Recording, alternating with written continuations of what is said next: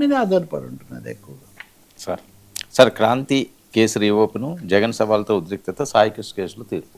Saikrishna case అది నడుస్తుంది, తీర్పు ఏమో వాయిదా వేశారు. అతనికి సిఐ నాగరాజుకు రిమాండ్కి ఇవ్వాలా వద్దని.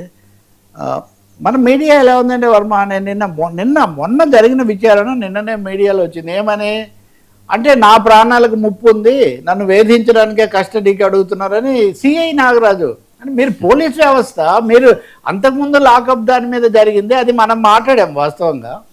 నిజానికి నిన్న ఏదో ఈరోజు మీడియాలో అందరూ మళ్ళీ నా ప్రాణాలకు ముప్పు అని నాగరాజు చెప్పినట్టు చెప్తున్నారు. ఒకరోజు అటు ఇటు ఇవ్వచ్చు, నేనేం కాదనట్లేదు. కానీ ఈ పోలరైజ్డ్ విభజించబడిన మీడియాలో వాళ్ళకు కావాల్సిన ఫోకస్ తప్పితే అసలు నిజంగా ఆయన చెప్తున్నాడు, నీ వల్ల ఒక ప్రాణాలు పోయాయని సిట్ ఆరోపిస్తుంటే, మీ విచారణ వల్ల నా ప్రాణాలకు ముప్పు అని మీరు అంటుంటే, ఈరోజు వైసీపీ వాళ్ళకి సంబంధించిన మీడియా అది కూడా నా ప్రాణాలకు ముప్పు అన్నదాన్ని చాలా హైలైట్ చేసి ఎవరి వల్ల ముప్పు దీని మీద వాళ్ళు పెడుతున్నారు. ఇంకా రెండవది మరో ఇద్దరు కూడా అరెస్ట్ అయ్యారు, ఆ విచారణ అది సాగుతుంది. కోర్టు ఏం చెప్తుంది, రిమాండ్కి ఇస్తుందా లేదా?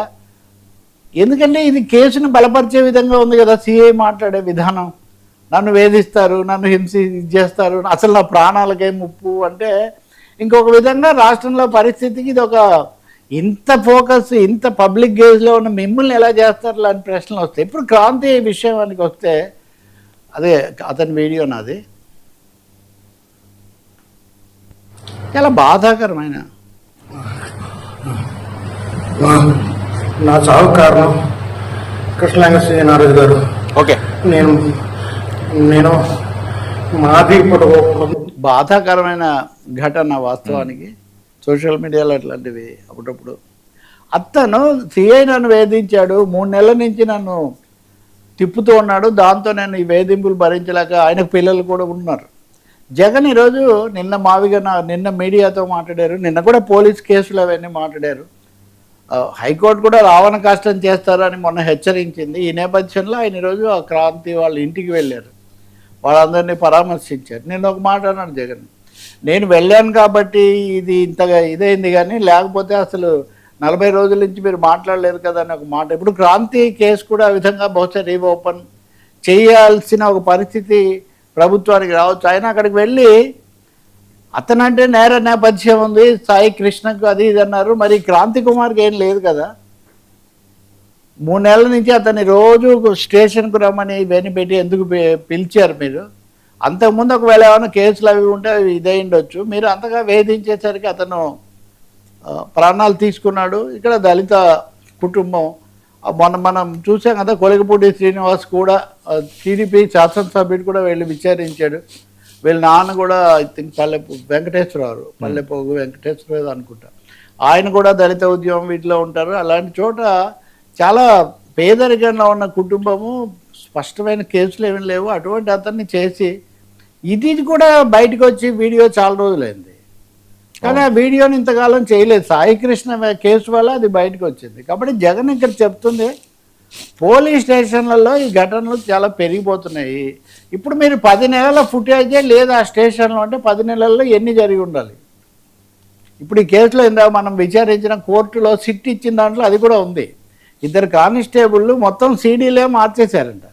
ఆ ఫుటేజీ ఉన్న సీడీలు మార్చి ఇప్పుడు మార్కాపురం నుంచి అతన్ని తెచ్చారనుకోండి, అది లేదు, ఆ తేదీ వీడియోలో అది లేదు. సో ఇట్లా రీప్లేస్మెంట్ కూడా చేశారు. కాబట్టి పోలీస్ స్టేషన్లలో ఇలాంటి దురాగతాలు ఇంకా ఎన్ని జరిగి ఉంటాయి, ఈ విషయాలన్నీ కూడా విచారణకు వస్తాయని చెప్పి మీరు ఎదురుదాడి చేస్తున్నారు, మా మీద ఆరోపణలు చేస్తున్నారు. కానీ దీనివల్ల ఒక అభద్రత అయితే ఏర్పడుతుంది. జనం పోలీస్ స్టేషన్లు అంటే కొంచెం భయపడే పరిస్థితి చాలా ఎక్కువగా వచ్చింది. మీరు ఎవరినో కాపాడడానికి ఇవన్నీ చేస్తున్నారు. ఆ పార్టీ చేసే ఆరోపణ ప్రకారం కమిషనరు, డీజీపీ, హోంమంత్రి ఇలా చేస్తూ పోతున్నారు మీరు. దీని మీద అయితే మేము గట్టిగా పోరాటం చేస్తాము, వీళ్ళకి అండగా మేము నిలబడతాము అని చెప్పి మళ్ళీ నేనేదో వచ్చారని రాజకీయం చేయడానికి కాదు, ఇట్లాంటివి ఆయన చెప్తున్నారు. కాబట్టి I think Kranti Kumar case తీసుకోమని దళిత సంఘాలన్నీ ఒక రౌండ్ టేబుల్స్ కూడా పెట్టి అడిగాయని అందరూ వెళ్ళారు అక్కడికి. అన్ని ఒక పార్టీ అని కాదు, మామూలు మాజీ ఐఏఎస్లు ఇట్లాంటి వాళ్ళు కూడా వెళ్ళారు. ఒక కేసు వచ్చినప్పుడు ఇప్పుడు ఒకటేనండి, అంతకుముందు తీసుకోలేదు కాబట్టి ఇప్పుడు తీసుకోవడం లాంటి భేషజాలకు పట్టింపులకు వెళ్ళడం చాలా పొరపాటు. సమాజంలో ఒక్కోసారి ఒక అంశం ముందుకు వచ్చినప్పుడు దాని మీద స్పందించటము, చర్యలు తీసుకోవడం ప్రభుత్వం యొక్క బాధ్యత. ఉదాహరణకు చంద్రబాబు సాయి కృష్ణ తల్లిని పిలిచేసరికి చాలా సమయం గడిచింది కదా, ఆయన ఆలస్యంగా జోక్యం చేసుకున్నారు కదా. ఇప్పుడు క్రాంతి కేసు కానీ, ఆ గంగమ్మ కేసు కానీ, అంతకుముందు ఇంకో చోట ఒక 3-4 మరణాలు ఉన్నాయి. వీటి మీద ప్రభుత్వం ఒక సమగ్రమైనటువంటి విచారణ జరపటము, దోషుల మీద చర్య తీసుకోవటము, ఆ కుటుంబాలను ఆదుకోవటము. ఇక్కడ అతను చనిపోయాక పేద కుటుంబము, దళిత కుటుంబము, పిల్లలు వాళ్ళ ఇవన్నీ కూడా ఉన్నాయి. కాబట్టి మేము సహాయంగా ఉంటామని ఆయన చెప్తున్నారు. దానికి తోడు అసలు ప్రభుత్వమే మళ్ళీ అప్పుడు ఆ కేసులో చొరవ తీసుకుంటే చాలా మంచిది.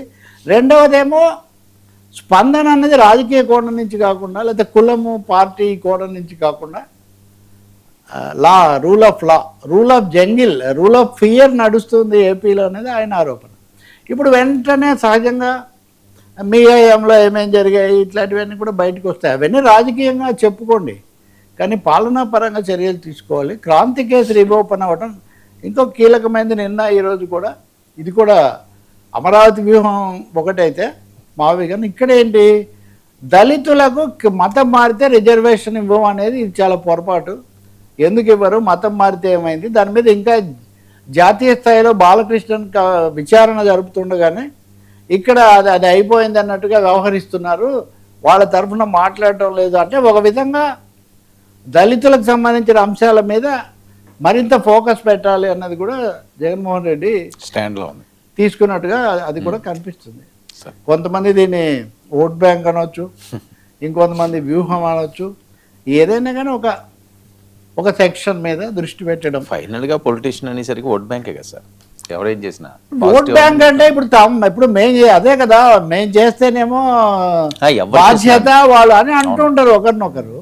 అంటే కొన్ని సెక్షన్స్ దగ్గర చేసుకోవటం, తర్వాత ఓట్లప్పుడు ఇప్పుడు ఒక చిన్న ఘటన చాలండి. ఈ రోజుల్లో మీరు చాలా చేసినా ఒకరోజు అది మీరు ఇచ్చారా లేదా దాని మీదే ఉంటుంది. ఇది కూడా రాజకీయం కూడా అంతే.